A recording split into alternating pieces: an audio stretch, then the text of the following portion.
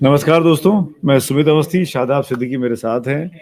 और हिमाचल प्रदेश में सुक्खू सीएम साहब की कुर्सी बरकरार है। और जो बहुत तेजी से घटनाक्रम हुआ था बीते 48 घंटों में, वो अब ऐसा लग रहा है कि फिलहाल के लिए शांत हो गया है। डीके शिव कुमार जो कि संकट मोचक बनकर भेजे गए थे, और एक बार फिर उन्होंने साबित कर दिया कि डीके शिव कुमार पर क्यों कांग्रेस आलाकमान इतना भरोसा करती है। वो जब से वो शिमला पहुंचे बीते 24 घंटों में उन्होंने 2-3 बड़े काम किए। विक्रमादित्य सिंह जिन्होंने इस्तीफा दिया था कल सुबह कैबिनेट से, उनका इस्तीफा वापस करवाया। आज सुबह जो 6 लोग बागी थे उनको पार्टी से एक तरीके से निष्कासित करवा दिया करवाया। विधानसभा से। वो उस फैसले में भी पार्टी आलाकमान की मंजूरी जरूर तौर पर रही होगी। और शाम होते होते दोनों पक्षों को, यानी प्रतिमा सिंह को, विक्रमादित्य सिंह को सीएम से सुक्खू से मिलवा दिया। आपस में ज्वाइंट पीसी हो गई, तमाम नाराजगियां दूर होने की बात हुई है, कोऑर्डिनेशन कमेटी बनाने की बात हुई है। और क्या क्या निकल कर आया है, क्या है बीच का फॉर्मूला, वो शादाब के पास है। बिल्कुल शादाब, जानकारी दीजिए बात। बिल्कुल देखिए, जो ये कोऑर्डिनेशन कमेटी की बात हुई है ये सबसे महत्वपूर्ण है। देखिए, और खास बात ये है कि ये जो कोऑर्डिनेशन कमेटी है ये पीसीसी चीफ इसको लीड करेंगी। तो बहुत साफ है कि जो मुख्यमंत्री का जो कामकाज है वो कमेटी इसको रिव्यू करेगी, और ये कमेटी डिसीजन लेगी कि जो भी अब अगले कैबिनेट में जो डिसीजन होंगे वो कमेटी देखेगी। तो साफ तौर पे एक नाराजगी कम करने की कोशिश की गई है।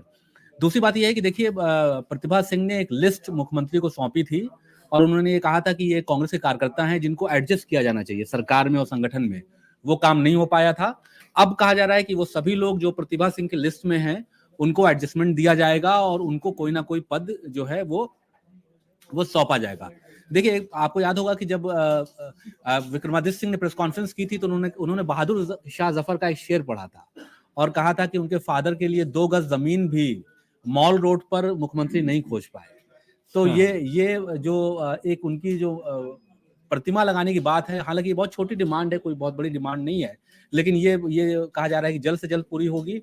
और हमारे सोर्सेज बता रहे हैं कि बंद कमरे की बातचीत में सुखविंदर सिंह ने कई मसलों को लेकर खेद जताया है प्रतिभा सिंह से, और उनको आश्वासन ये दिया है कि अब आगे से वो सबको साथ लेकर चलेंगे, और अब कोई ऐसा फैसला नहीं करेंगे जिससे पार्टी के अंदर एक असंतुष्टि बढ़े और पार्टी के लोग उनसे नाराज हों। तो देखिए ये मुख्यमंत्री की जो प्रतिष्ठा थी, आप कह सकते हैं कि उस पर एक बड़ा डेंट लगा है कि मुख्यमंत्री से। मेरा सवाल यही था शादाब कि कांग्रेस के पास, जिसके पास 68 की विधानसभा में 40 विधायक अपने हों, 3 इंडिपेंडेंट मदद कर रहे हों, 43 की स्ट्रेंथ आपके पास है, 34 पर आपकी मेजोरिटी चाहिए, 35 पर आपका एक सांसद चुनकर आ सकता था, और ऐसे में सुक्खू साहब के नाक के नीचे से बीजेपी वो सीट छीन कर ले गई, और अभिषेक मनु सिंघवी को वहां हार का सामना करना पड़ा। इतनी बड़ी करारी हार के बावजूद भी सुखविंदर सिंह सुक्खू जो ईमानदारी की राजनीति की बात करते आए हैं, जो अपने आप को उन्होंने पैरेलल बना लिया है कि अगर कोई सबसे ईमानदार व्यक्ति है, वफादार व्यक्ति है पार्टी के अंदर आज की तारीख में, तो सुखविंदर सिंह सुक्खू साहब हैं। तो नैतिकता के आधार पर ही सही सुक्खू साहब ने इस्तीफा क्यों नहीं दिया? 48 घंटे तक वो इस कुर्सी पर बैठे रहे, इतना हंगामा हुआ, 6 विधायक जो बागी हुए उन पर कार्रवाई कर दी स्पीकर ने, वो तो ठीक है, लेकिन सुक्खू साहब का की जिम्मेदारी क्या बनती है? क्या आलाकमान उनके इस कर्तव्य, उनके इस जो भी उन्होंने स्टेप उठाया, अब उनके साथ रहेगा जो आलाकमान ने उनको ढोल बजाकर 1.5 साल पहले जिम्मेदारी सौंपी थी? जी बिल्कुल, देखिए आपने ये ठीक कहा कि नैतिक जिम्मेदारी की जहां तक बात है, लेकिन जब जब जो पर्यवेक्षक आए थे, जब उन्होंने 1-to-1 एमएलए से बात की, तो 25 से ज्यादा विधायक सुखविंदर सुक्खू के समर्थन में आए, और उन्होंने कहा कि वो मुख्यमंत्री सुखविंदर सिंह सुक्खू को देखना चाहते हैं। और यहाँ पर विक्रमादित्य सिंह पिछड़ गए, विक्रमादित्य सिंह के समर्थन में ज्यादा एमएलए नहीं आए, तो जो किसी और को जो मुख्यमंत्री बनाने की बात थी वो बाहर हो गई, रूल आउट हो गई कि कोई और नहीं बन सकता, क्योंकि फिर सरकार को खतरा हो जाता। दूसरी बात यह है कि देखिए, सुखविंदर सिंह सुक्खू 4 बार से विधायक हैं, वो एनएसयूआई में रहे, यूथ कांग्रेस में रहे, कांग्रेस पार्टी के पुराने लॉयल कार्यकर्ता रहे, तो लीडरशिप ने उन पर भरोसा जताया है। देखिए, अब इसमें सबसे महत्वपूर्ण बात यह है सुमित जी की ये जो 6 विधायक आयोग घोषित किए गए हैं, इनको अगर कोर्ट से राहत नहीं मिलती है तो फिर इलेक्शन होगा, और उसमें ये जरूरी हो जाएगा कि ये जो 6 विधायक हैं वो जीत कर आए, लेकिन उससे पहले लोकसभा चुनाव है।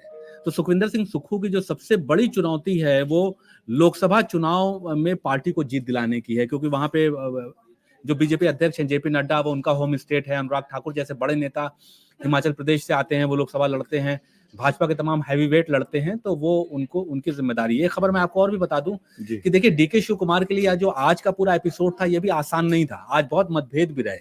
वो जब प्रतिभा सिंह और विक्रमादित्य सिंह को लेने के लिए उनके घर गए कि चलिए आपको मुख्यमंत्री से मिला देते हैं, तो वो मुख्यमंत्री घर जाने को तैयार नहीं थे। वो होटल चले गए, जिस होटल में बातचीत चल रही थी, तो बहुत उनको मना कर लाया गया और फिर मुख्यमंत्री के साथ ज्वाइंट प्रेस कॉन्फ्रेंस हुई। तो जो दिख रहा है वैसा है नहीं, मतलब अभी भी मतभेद गहरे बने हुए हैं और कांग्रेस पार्टी के अंदर जो खींचतान है वो खींचतान बनी हुई है। तो आपको क्या लगता है कि ये खींचतान कैसे खत्म हो सकती है? मुख्यमंत्री को क्या डैमेज कंट्रोल करना पड़ेगा? और बीजेपी की जो भूमिका है, पहले उस पर बात कर लेते हैं कि बीजेपी की भूमिका को आप कैसे देखते हैं कि 25 सदस्यों वाली बीजेपी वो अपना कैंडिडेट उतारती है, वो जिता लेती है, 6 एमएलए चले जाते हैं, तो ये जो पूरा ऑपरेशन लोटस हुआ है ये कैसे हो पाया? उस पर भी मैं बताता हूँ आपको कैसे हुआ, लेकिन दो चीजें हैं। सरकार पिछले साल दिसंबर 2022 में बनी थी। आज करीब 14 महीने हो गए सरकार को बने हुए, और ये डिफरेंसेस जो आज की तारीख में दिख रहे हैं खुलकर, ये 14 महीने से चले आ रहे हैं। मुख्यमंत्री बनने को लेकर भी सुक्खू साहब के लिए आसान नहीं था। उस वक्त से रानी विरोध कर रही है प्रतिमा सिंह, और उस वक्त भी एक कॉम्प्रोमाइज कैंडिडेट के तौर पर मुकेश अग्निहोत्री का नाम सामने आया, जिनको बाद में डिप्टी सीएम बनाया गया, जो दोनों खेमों की पसंद थे, चाहे इधर के हों चाहे उधर के हों। अब मेरा ये कहना है कि 14 महीनों में भी इतनी बड़ी मेजोरिटी के बावजूद भी मुख्यमंत्री इस मामले को पैसिफाई नहीं कर पाए, जो भी उनके विरोध रहे। अगर वीरभद्र सिंह की प्रतिमा लगनी है माल रोड पे, बहुत छोटा काम है ये तो ये किसी भी मुख्यमंत्री के लिए, और वो भी अपने से सीनियर नेता जो 6 बार का वहां पे मुख्यमंत्री रह चुका हो, जो लगातार सांसद रहा, मुख्यमंत्री रहा, 60-70 साल का कंट्रीब्यूशन रहा कांग्रेस पार्टी में जिसका, उसके लिए 14 महीने में आप प्रतिमा लगाने की जगह नहीं ढूंढ पाए। सुखविंदर सिंह सुक्खू हो सकता है कि उनके धुर विरोधी हो, नहीं चाहते हो ऐसा, तो इसको बना कर देते, मॉल रोड पे ना लगवाते, उनकी कॉन्स्टिट्यूंसी में लगवा देते, उनके गांव में लगवा देते, उनके घर में लगवा देते। मतलब कुछ तो करना चाहिए था ना।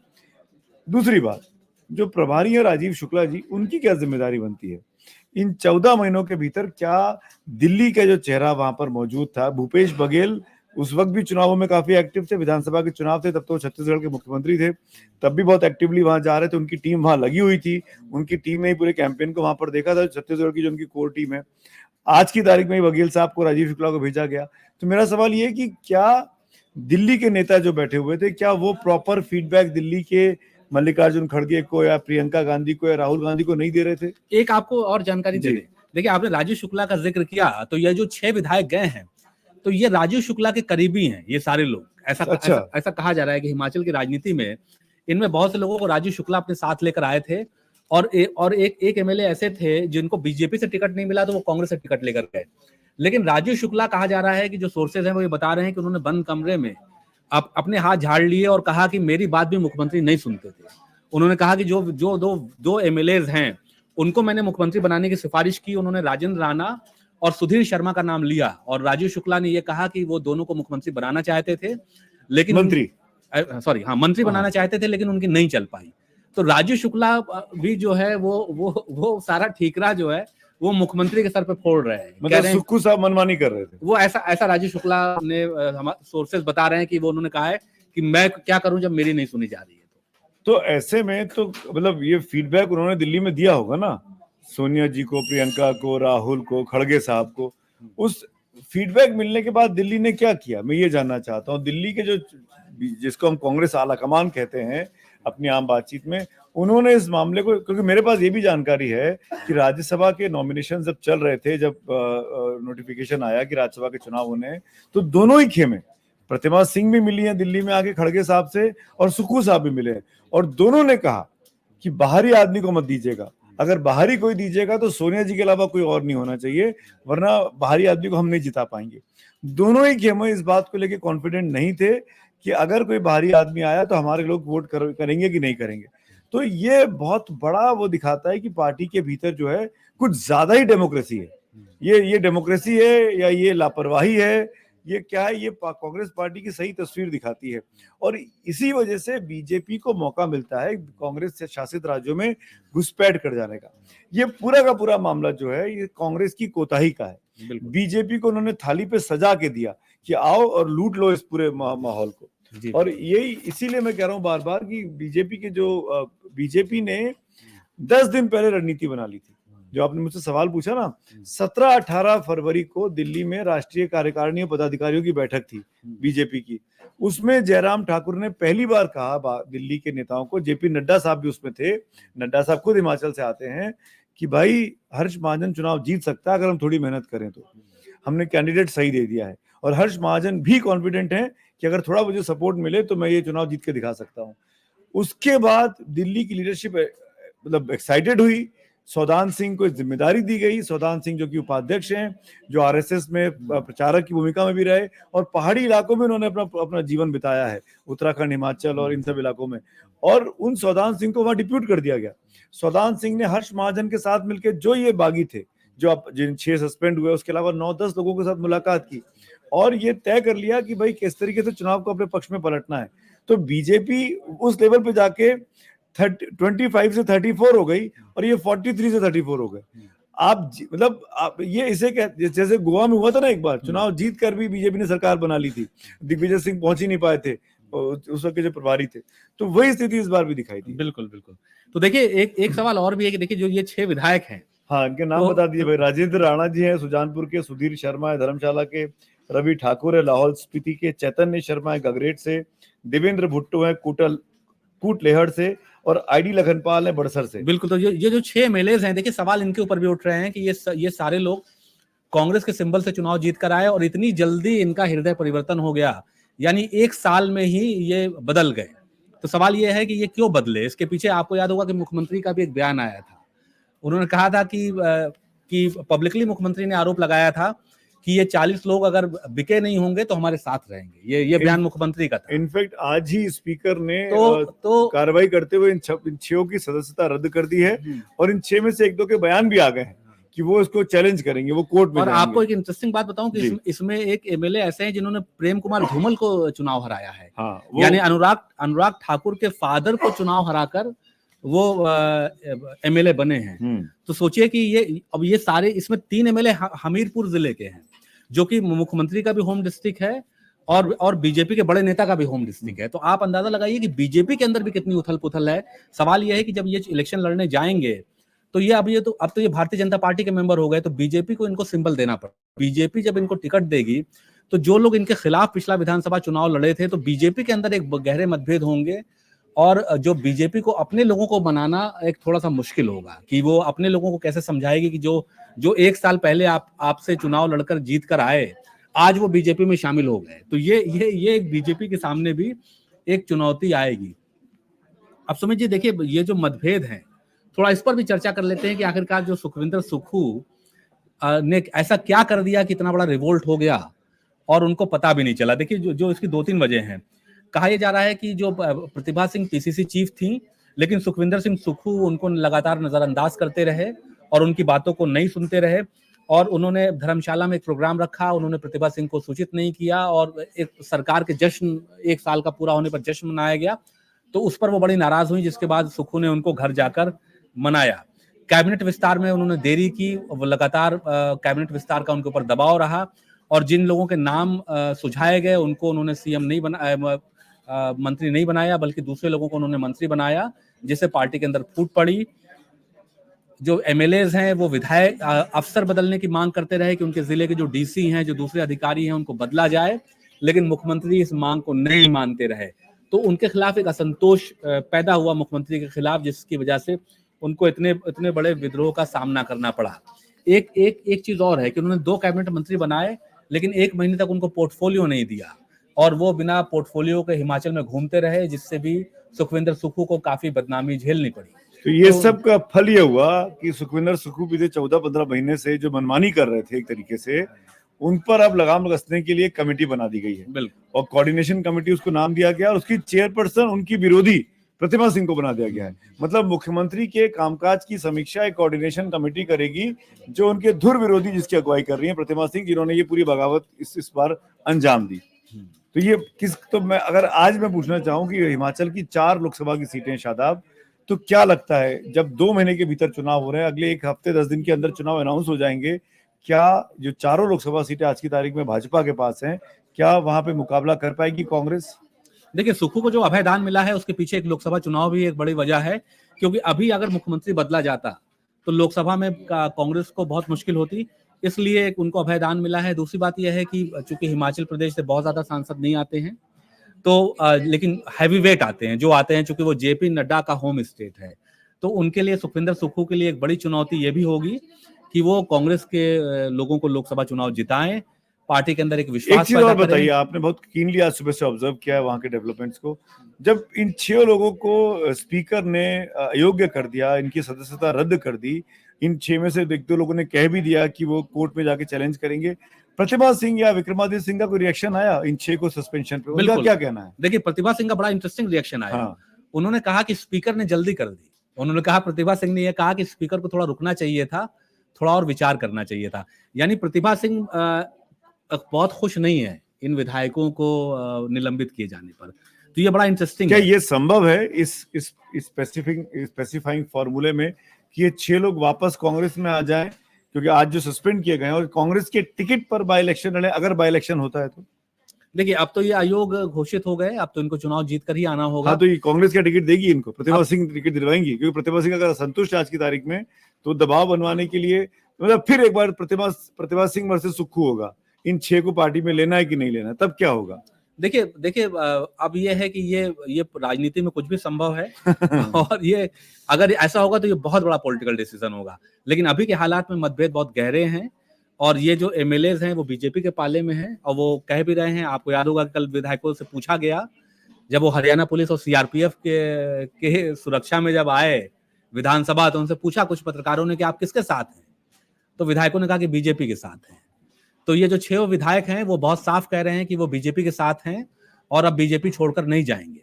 तो कांग्रेस से ये निकल गए विधायक, अब तो अयोग भी हो गए।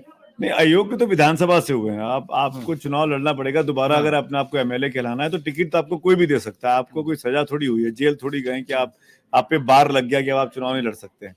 तो चुनाव तो अगर लड़ ही सकते किसी ना किसी पार्टी से। सवाल उसमें यही है, कांग्रेस टिकट क्यों देगी? अब आप भाई प्रतिभा सिंह को अगर कोऑर्डिनेशन कमेटी का चेयरमैन बना दिया उनके विरोध के बावजूद भी, तो प्रतिभा सिंह चाहेंगे कि इन लोगों को वापस लेकर आए। मेरा सवाल ही यही है कि सुखविंदर सुक्खू, ऐसा मुझे लगता है, आप मुझे करेक्ट करिएगा अगर मैं गलत बोल रहा हूँ शादाब, कि जो स्पीकर साहब हैं पठानिया साहब, कुलदीप पठानिया, वो शायद सुखविंदर सुक्खू खेमे के हैं और इस खेमे ने अपनी डोमिनेंस दिखाने के लिए 6 लोगों को सस्पेंड कर दिया। तो अब हाउस की स्ट्रेंथ जो है वो 68 से घटकर 62 पे आ गई। 62 का मिडवे होता है 34, इनके पास 34 हैं। अभी जब 34 ने वोट डाला है तो ये कह सकते हैं कि हमारे पास बहुमत है, बहुमत की हमको दिक्कत नहीं है। तो कहीं ना कहीं कुलदीप पठानिया साहब कह लीजिए या मुख्यमंत्री कह लीजिए, ऐसा लग रहा है कि आपस में की नजदीकियां रही हैं, तभी इस तरह का फैसला आया जो सुक्खू साहब की सेहत को बचा के चला गया। लेकिन फिर मैं वही कह रहा हूं कि अगर प्रतिभा सिंह ने इतना बड़ा रिवोल्ट करके अपने ऑफिशियल उम्मीदवार को हरवा दिया चुनाव, 6 आदमी को बागी बनवाकर, 3 इंडिपेंडेंट को बागी बनवाकर, तो क्या ये प्रतिभा सिंह और ये विक्रमादित्य सिंह आने वाले वक्त में लोकसभा चुनावों में पार्टी को डैमेज नहीं करेंगे क्या, अगर इन 6 लोगों को पार्टी में दोबारा नहीं लिया गया तो? ये मेरी चिंता है, ये मेरा सवाल है। देखिए इसमें जो पूरा जो मामला है, इसमें प्रतिभा सिंह की भूमिका बहुत ही जो आप कह सकते हैं कि संदिग्ध है। वो इसलिए है क्योंकि वो पीसीसी चीफ हैं, बेटा कैबिनेट मिनिस्टर है, और आप देखिए कि विक्रमादित्य सिंह ने जिस दिन इस्तीफा दिया उस दिन सरकार खतरे में थी। यानी पीसीसी चीफ होने के बावजूद वो अपने बेटे को इस्तीफा देने से नहीं रोक पाई। आज उन्होंने विधायकों के समर्थन में नहीं रोक पाई, उन्होंने कहा इस्तीफा दे दो। ये भी तो हो सकता है। विधायकों से उन्होंने दिलवाया इस्तीफा, और आज वो कह रही है कि विधायकों को आपने जल्दीबाजी में निकाल दिया। देखिए, ये सरकार अभी चलेगी, लेकिन अब सरकार तभी गिर सकती है जब इसको प्रतिभा सिंह चाहेंगी, क्योंकि बहुत थिन मेजोरिटी है। आप देखिए कि बहुत 2 एमएलए की मेजोरिटी से ये सरकार चल रही है। तो अब अगर प्रतिभा सिंह जिस दिन चाहेंगी उस दिन ये सरकार चली जाएगी, लेकिन वो कब चाहेंगी ये बताना बहुत मुश्किल है, क्योंकि अभी डीके शिव कुमार कह रहे हैं कि सब ठीक है, विक्रमादित्य सिंह को हमने मना लिया है, एक कोऑर्डिनेशन कमेटी बन गई, अब कोऑर्डिनेशन कमेटी सारा मामला देखेगी और कहीं कोई मतभेद नहीं है, लोकसभा चुनाव तक हम सेफ हैं, 5 साल तक हम सेफ हैं, ऐसा वो दावा कर रहे हैं। इनफैक्ट ये भी हमको नहीं भूलना चाहिए शादाब, आप और हम तो कई दिनों से हिमाचल के डेवलपमेंट्स को कवर कर रहे हैं कि सुक्खू साहब अगर सीएम बने इस बार, वो इस वजह से ही बने कि वो प्रियंका गांधी की पसंद थे। और प्रियंका गांधी खुद हिमाचल में कैंपेन को अपने साथ अपने अपने दम पे चला रही शिमला में मकान भी है प्रियंका हाँ, गांधी का, जहाँ तो रहती हैं आती जाके। जाती रहती हैं, तो खैर वो तो खैर मकान है तो प्रतिभा सिंह की भी करीबी हो सकती थी, पर सुक्खू साहब को 10 जनपद का आलाकमान का आशीर्वाद प्राप्त था, तभी वो मुख्यमंत्री बने। और शायद यही वजह है कि इतना बड़ा गूफ अप करने के बाद भी मुख्यमंत्री भी अपनी कुर्सी पर बने हुए हैं। वरना मुख्यमंत्री को इस्तीफा टेंडर करना चाहिए था, ऑफर करना चाहिए था, पीसीसी चीफ को भी करना चाहिए था। पीसीसी चीफ की भी जिम्मेदारी बनती है कि आप पार्टी के ऑफिशियल कैंडिडेट को नहीं जितवा पाई। सिमिलरली प्रभारी को भी करना चाहिए था। तो ये वक्त था ओवरहॉलिंग करने का, पर क्योंकि 2 हफ्ते के भीतर चुनाव अनाउंस हो रहे हैं, 2 महीने के अंदर वोट पड़ने हैं, तो प्रियंका गांधी हो या सोनिया गांधी हो या खड़गे साहब हो, कोई नहीं चाहेगा इस टाइम पर पंजाब जैसा हाल हो जाए कि एंड मौके पर लीडरशिप चेंज किया आपने, चन्नी साहब को सिद्धू के बाद कमान दे दी, चन्नी साहब को वहां बनाया और कहीं के नहीं बचे फिर आप।